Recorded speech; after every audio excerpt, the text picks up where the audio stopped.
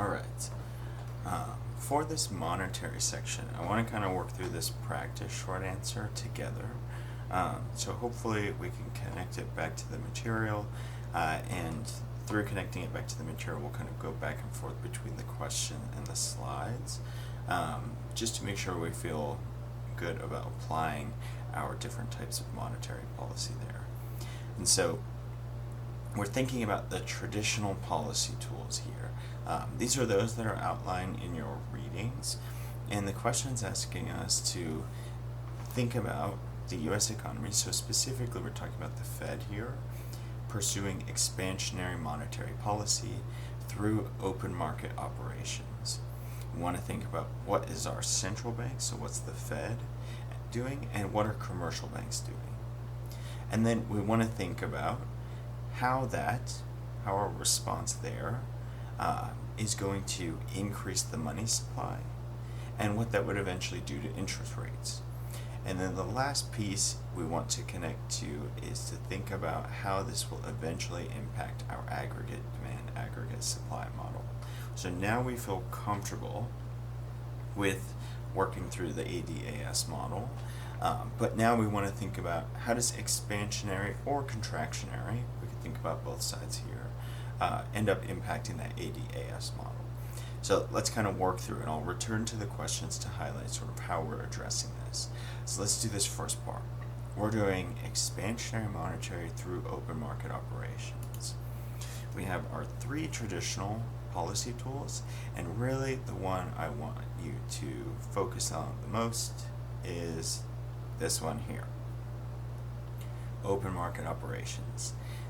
These two, this one we've almost never used, and this one is no longer even a policy tool with the reserve requirements. So this is, number one here, open market operations, is kind of our last remaining tool. And so what does that do? We have our Federal Reserve buying government bonds from banks to increase the money supply, and we have the Fed selling government bonds to our commercial banks in order to decrease the money supply. So let's think about this in practice. Let's think about what happens here.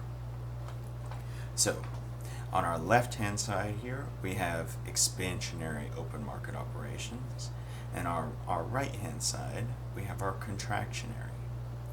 And so on the expansionary side, what is happening is that the Fed, going down in this direction here, let's do this.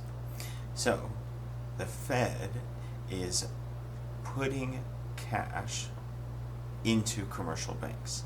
And so they're, like, if we think about what's happening, they're buying government bonds. And so what's happening is, from the Fed to commercial banks, is we have, think about it as cash. It's generally done through wire transfers, but helpful to think about them flushing commercial banks with cash, or putting liquid assets into commercial banks. And commercial banks are selling our bonds. And these are our U.S. Treasury bonds. And so the Fed is taking illiquid assets out. They're taking these government bonds that take time to mature out of our commercial banks and flushing them with cash, which can be readily distributed in the form of loans. And so now commercial banks have less of these assets that they need to wait to mature, and they have a ton of cash that's ready to be loaned out now. That's how we get the expansionary side of it. On the contractionary side, so let's go back here. The Fed sells government bonds, and this decreases the money supply. So here we have our same arrow here. What the Fed is doing to commercial banks is they're selling these government bonds, and the Fed is receiving cash. And so on the contractionary side, the Fed sells commercial banks a lot of these U.S. Treasury bonds, and so they're essentially putting illiquid assets into our commercial banks. These are all of our our commercial banks. These are all of like our Wells Fargo, Bank of America, Citigroup. And so we're putting a lot of illiquid assets into these commercial banks, and they're paying for them with cash, which decreases their readily available money supply.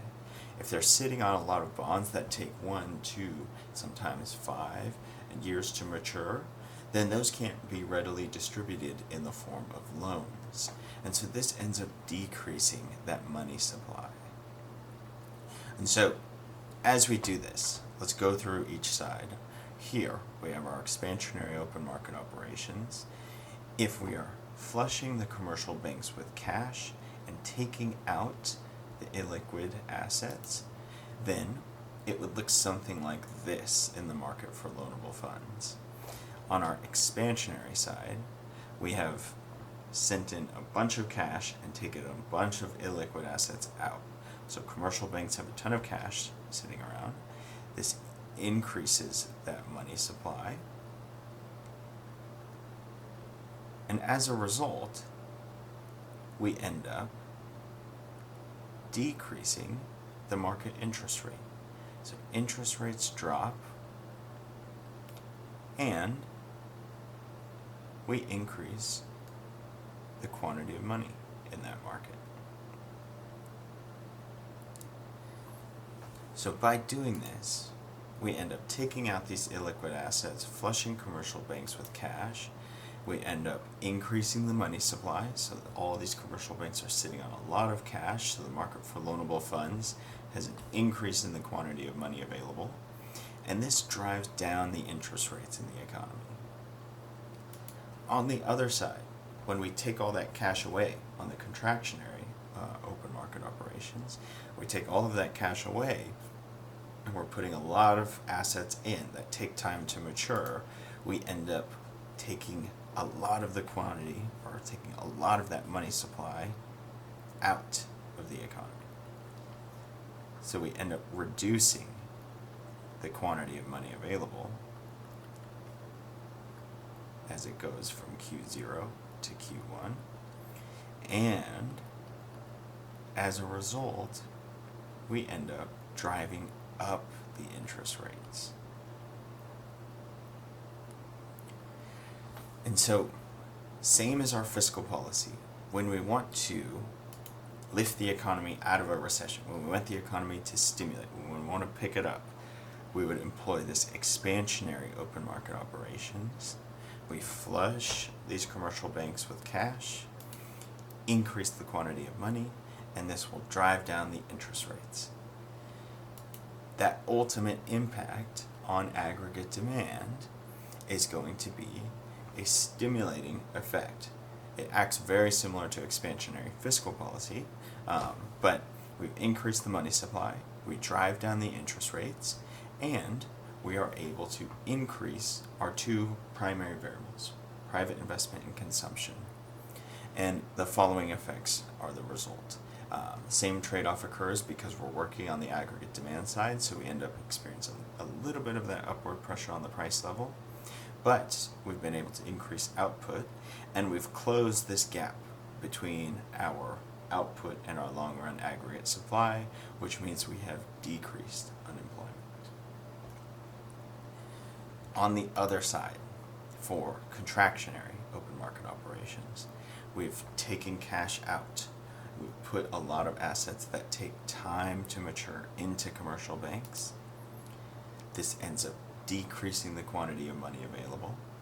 It drives up the interest rate.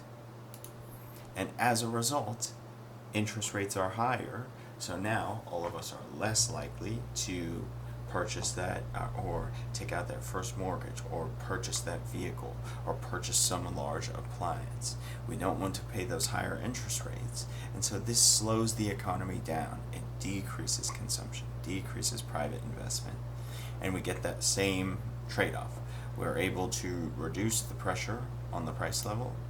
We end up, in essence, decreasing our output, but we would employ this when we are operating above our full employment point.